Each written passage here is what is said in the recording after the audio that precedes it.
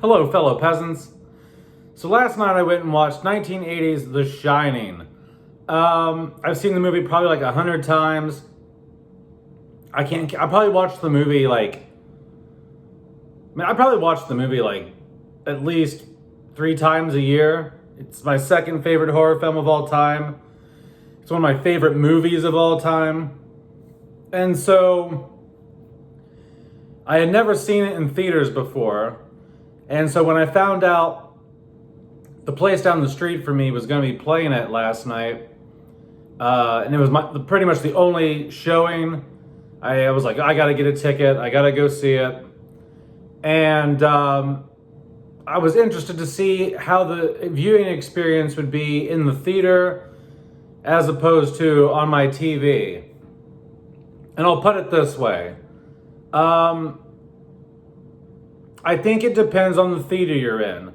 I wasn't particularly happy with the theater experience last night because the way the movie theater I was in, like, they didn't use up the whole screen. They were using, like, I don't know how to describe it. Like, here's the full screen, and then there was like these black bars on the side, and then you had the 16:9 or whatever aspect ratio the film is inside of that. It's like, why don't you just take up the whole, you know what I mean? And they've done that for every film I've seen at this theater. Like, I went and saw The Northman at this theater twice, and they also didn't utilize the whole screen. It's really odd. I don't know why you would project a smaller image on a.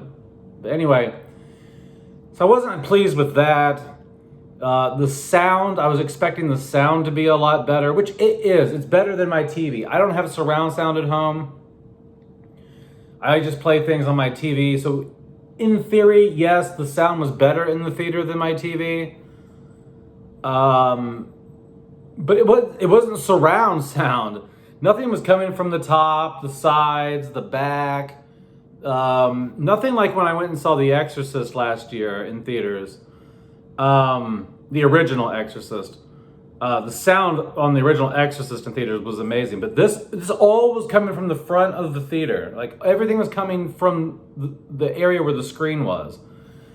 It was not an immersive sound experience at all. The transfer they showed, it was the new transfer.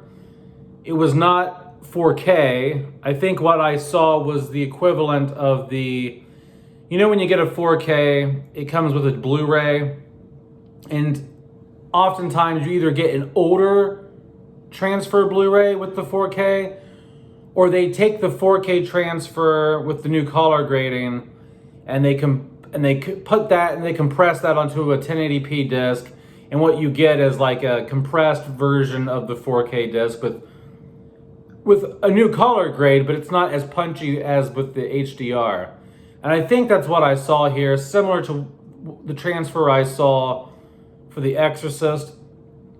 So I was let down in that sense that they didn't just go ahead and just show the 4K resolution. They opted to show me the 1080p transfer. I know it's the new transfer because if they were to have shown the old 1080p transfer, Danny's ball would have been pink, and the ball is yellow because they went in and fixed that for the new restoration. I don't know why the old Blu-ray had Danny's tennis ball being pink, but whatever. But all in all, are you missing out? Based on my experience, I don't feel like I'm missing out when I watch The Shining at home. I think I actually prefer it at home. But now with like a 4K TV, I can watch, because the 4K transfer for this film is amazing, guys. Like, I don't know if I've ever talked about the transfer for The Shining, but it's an excellent transfer. And the whole time I'm watching it in theaters, now if you go to the theaters and they're actually showing you the 4K, right? That's a different thing, but that doesn't happen a whole lot. I think most places are going to opt for like a 1080p version, but it's a great viewing experience at home, and I think it's for a couple reasons. One, the theater I saw it in didn't show the 4K resolution, so that was a downfall. I can get better picture quality at my house. And two,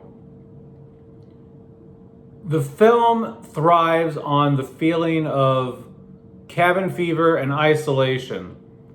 And what I found was, while I was sitting there last night with like maybe 15, 20 other people in the room with me, real small theater, that sense of isolation isn't really there as much when you're in a room full of other people in a public place. I know that sounds weird, but there's something about watching The Shining on like a weekend where it's like maybe cold outside, it's fall, it's winter, it's just you, maybe whoever else you live with in the house, maybe you're downstairs or you're whatever room you're in by yourself, and you're just locked in, you're watching the movie, you're by yourself. And I think the home viewing experience lends itself more to the tone of this film. Because when you want to feel that sense of isolation and stuck in the hotel, and that cozy feeling you get when you watch the film, that's kind of stripped away when you're hearing like 20 people chomp on their popcorn and slurp their drinks and adjust their seats, and they're whispering to each other, and you're not at your house. I don't know. I just think that some films just do better at home, and I think this is one. I prefer to watch this film at home. That being said, was it cool to see The Shining on a big screen? It was, but as I was sitting there, I was thinking to myself, well, I could watch this in my VR headset on an IMAX size screen in better quality, probably. Also, I have a 120-inch projector screen downstairs in my basement. And when I'm sitting down there like 10, 15 feet away from it, it looks pretty big. It's like a movie experience almost. Now, I don't have surround sound or anything, but it's a sizable screen, guys. When you're sitting like 10 feet from a 120-inch screen, that's a big fucking screen, okay? And so I just found myself like what do you want to call it? The novelty of seeing it that big on the screen wore off quickly without the sound design being good. I remember just sitting there going, why is all the sound, it sounds like there's a fucking sound bar underneath the screen feeding us all the noise. Like I just wasn't that pleased with it. Now, like I said, it could have just been the movie theater I was at, because I've had bad experiences in the past with these guys not utilizing the full screen to project the film. And but yeah, so bit of a letdown, but now I know that I think I'm okay not seeing it again in theaters, unless I can go somewhere else that maybe utilizes the screen better and actually shows the 4K restoration. But I think I'm good watching it at home by myself. And but that's it, guys. That's my movie theater experience for The Shining. Let me know down in the comments below if you have seen The Shining in theaters and what your experience was like.